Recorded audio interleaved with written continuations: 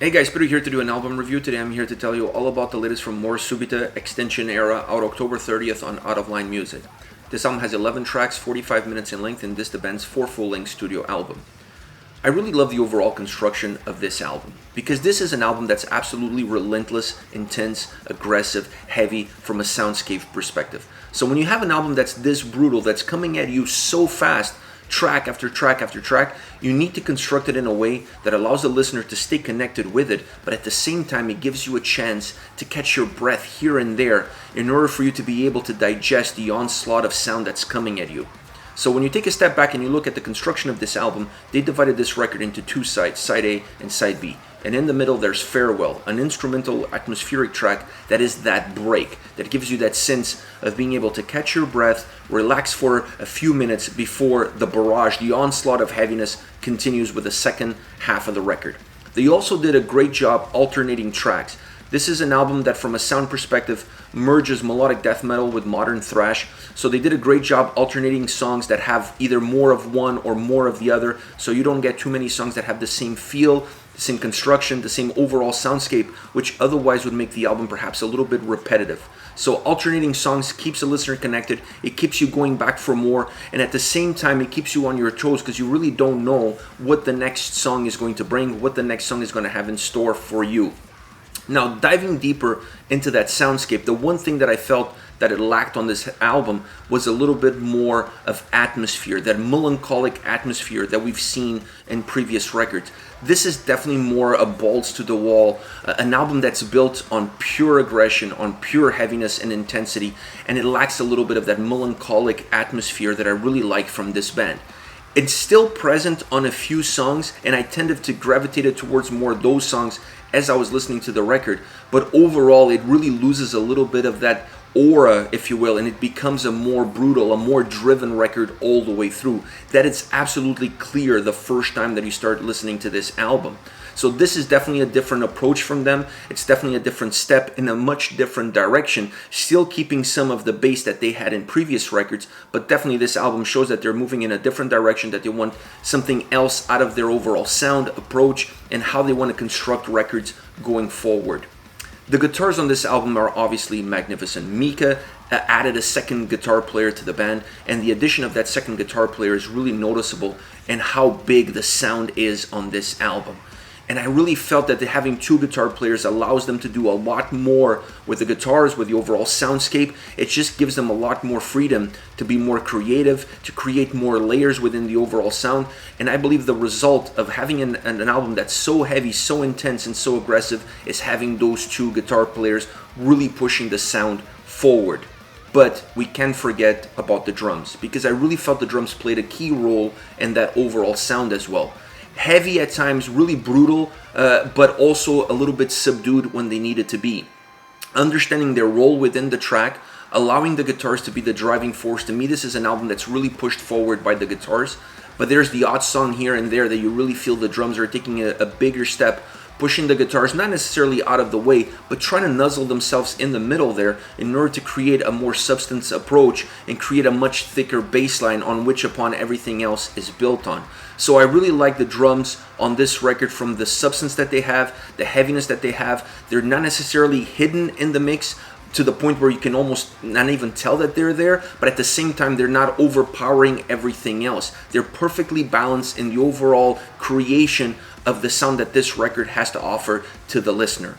As far as vocals are concerned, I felt that on this album the approach was absolutely perfect for the overall sound that they created.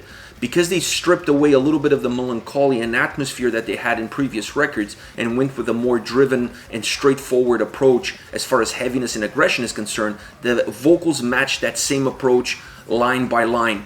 The same intensity that you're getting out of the guitars on any given song, you're getting that same intensity, that same abruptness, that same irreverence, if you will, out of the vocals. So I really enjoy that approach. I really enjoy that the two elements come together, because it allows the sound to feel even bigger, even more powerful, and it makes it a lot more dynamic as you're going through the record. Perfect marriage of vocals and overall soundscape.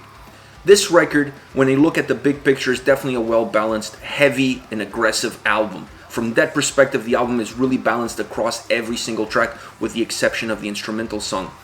It's really an album that has those as their main key points, as their main focal points. But it's also an album that offers a lot of diversity. You're still going to have some melancholic stretches. You're still going to have some more atmospheric melodic death metal songs. That hasn't completely gone away.